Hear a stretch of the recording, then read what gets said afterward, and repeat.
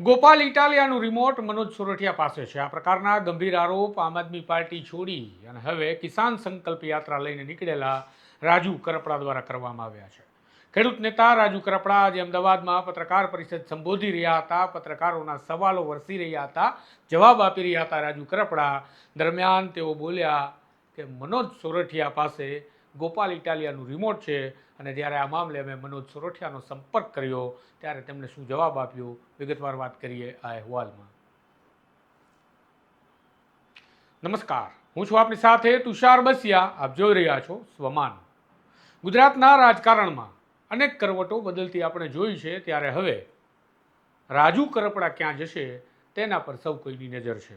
રાજુ કરપડા હજુ પણ મગનું નામ મરી નથી પાડી રહ્યા, નથી કહી રહ્યા તેઓ ક્યાં જઈ રહ્યા છે. ત્યારે આજે અમદાવાદમાં એક પત્રકાર પરિષદનું આયોજન કરવામાં આવ્યું હતું. આ પત્રકાર પરિષદના આયોજનમાં સૌ કોઈને હતું કે હવે જાહેરાત કરશે રાજુ કરપડા કે તેઓ આમ આદમી પાર્ટી છોડી અને ભાજપમાં જઈ રહ્યા છે કે પછી કોંગ્રેસમાં. પરંતુ એ આશા આજે ઠગારી નીવડી, કારણ કે રાજુ કરપડાએ જાહેરાત કરી સૌરાષ્ટ્રમાં કિસાન સંકલ્પ યાત્રાની. આ કિસાન સંકલ્પ યાત્રા સૌરાષ્ટ્રના 7 જિલ્લાઓને કવર કરશે.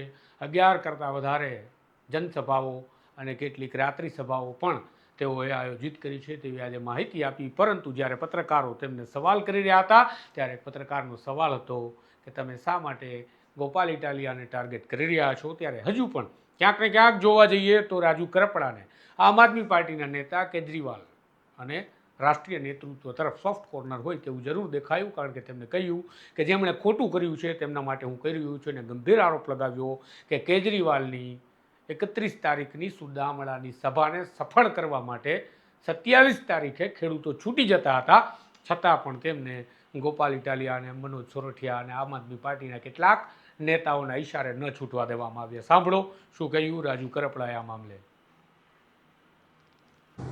પહેલા જ કહ્યું, હું જે પાર્ટી છોડીને આવ્યો છું એ આમ આદમી પાર્ટી. આમ આદમી પાર્ટીના ગુજરાત પ્રદેશના 1 થી 2 નેતાઓ એવા છે કે જે ખરાબ ચીતરવાના પ્રયત્ન કરે છે, અને એનું કારણ હું તમને અગાઉ પણ આપ્યું, હજુ પણ આપ્યું. એ કયા કયા નેતાઓ છે મેં એમાં પણ નામ અગાઉ પણ આપ્યું છે. ફરી વાર આપ પૂછવા માંગો છો તો હું વારંવાર એ જ નામ આપું છું કે માત્ર ગોપાલભાઈ ઇટાલિયા હોય કે એનું રિમોટ જેની પાસે છે મનોજભાઈ સોરઠિયા હોય, તો આ 2 વ્યક્તિઓ છે કે ખરેખર ક્યાંક ને ક્યાંક રાજકીય રોટલા શેકવા માટે તે વધારે વિશેષ મેં પહેલા પણ કહ્યું છે, અત્યારે પણ કહું છું. જેટલું પણ હું વધારે બોલીશ તો મને એવું લાગે છે કે આમ આદમી પાર્ટીના રાષ્ટ્રીય 1-2 નેતાઓનું જે હું હજુ સુધી સન્માન કરું છું એને નુકસાન ન પહોંચે એટલે આમની કરતૂતો હું બહાર લાવવા માંગતો નથી.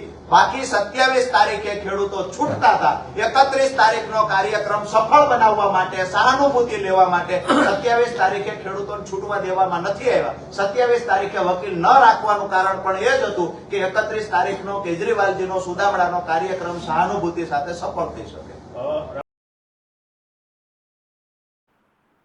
તો રાજુ કરપડાના આવા ગંભીર આક્ષેપ બાદ અમે જ્યારે આમ આદમી પાર્ટીના નેતા મનોજ સોરઠિયાનો સંપર્ક કર્યો ત્યારે મનોજ સોરઠિયાએ આ મામલે કંઈ પણ બોલવાનું ટાળ્યું હતું. મનોજ સોરઠિયાએ આ મામલે કોઈ પણ ટીકા ટિપ્પણી કરવાનું ટાળ્યું છે. તેમણે મૌન રાખ્યું છે એ ઘણું બધું સૂચક છે, કારણ કે આ આરોપ કોઈ સામાન્ય આરોપ નથી. આપના ધારાસભ્ય ગોપાલ ઇટાલિયા કે જેને આમ આદમી પાર્ટી ગુજરાતમાં પોસ્ટર બોય સમજે છે, તેનું રિમોટ મનોજ સોરઠિયા પાસે છે તેવો આક્ષેપ રાજુ કરપડાએ લગાવ્યો છે. આમ પણ જ્યારે કોઈ વ્યક્તિઓ પાર્ટી છોડે અથવા કોઈ જૂથને છોડે ત્યારે જઈને જ અંદરની વાતો સામે આવતી હોય છે, પરંતુ રાજુ કરપડાએ આજે પણ એ જ વાત કહી કે આમ આદમી પાર્ટીના કેટલાક એવા રાજ છે જે હું ખોલી અને એ બાબત પર સાબિત કરવા નથી માંગતો કે હું આપના વિરોધમાં છું કે આપના નેતાઓને ટાર્ગેટ કરું છું. ખરેખર તેમણે આમ આદમી પાર્ટીના રાષ્ટ્રીય નેતાઓ પ્રત્યે જાણે સોફ્ટ કોર્નર હોય તેવી વાત કરી. પણ અહીંયા મહત્વનો સવાલ એ છે કે તેઓ બોલી ગયા કે કેજરીવાલની સભા માટે ખેડૂતોને જેલમાં રાખવામાં આવ્યા હતા. આ ગંભીર બાબત કહી શકાય કે કેજરીવાલની તાઇફા જેવી એક મોટી સભા કરવા માટે અને એ સભાની અંદર સફળતા મળે માટે ખેડૂતોની વેદના અને સંવેદનાનો વેપાર કરવામાં આવ્યો. એ વેદના અને સંવેદનાનો વેપાર કરી કેજરીવાલને ગુજરાતની અંદર પ્રસ્થાપિત કરવા માટેનો, સભા સફળ કરવા માટેનો જે આ પ્રયાસ થયો છે એ કેજરીવાલ દ્વારા ગુજરાતના ખેડૂતો સાથે કરવામાં આવેલી છેતરપિંડી છે તેવું કેમ ન કહી શકાય.